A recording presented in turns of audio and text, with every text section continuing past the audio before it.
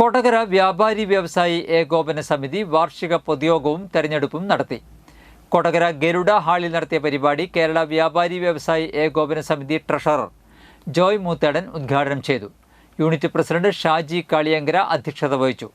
നിയോജകമണ്ഡലം chairman P V Francis, നിയോജകമണ്ഡലം treasurer C Vinod, youth wing president Sindo Devasi, K M Ramachandran, Joshi Nedumbakkaran, Shiju Chonedan തുടങ്ങിയവർ സംസാരിച്ചു.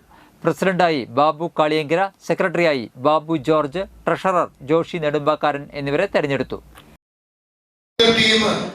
ഒരു വ്യാപാരിക്ക് ഒരു പ്രയാസം വന്നാൽ, ആ വ്യാപാരിക്ക് ഒരു സങ്കടം വന്നാൽ അവന്റെ കണ്ണീരൊപ്പാൻ ഈ പുസ്തകം കൂടിയുണ്ട് എന്ന് പറയാൻ ആഗ്രഹിക്കുകയാണ്.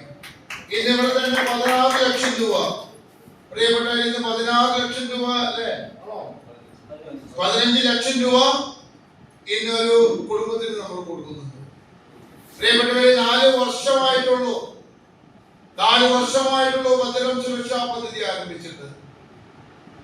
ആ 4 വർഷം കൊണ്ട് ഇന്നലെ വരെ തൃശൂർ ജില്ലയിലെ ഭദ്രം സുരക്ഷാ പദ്ധതിയിലും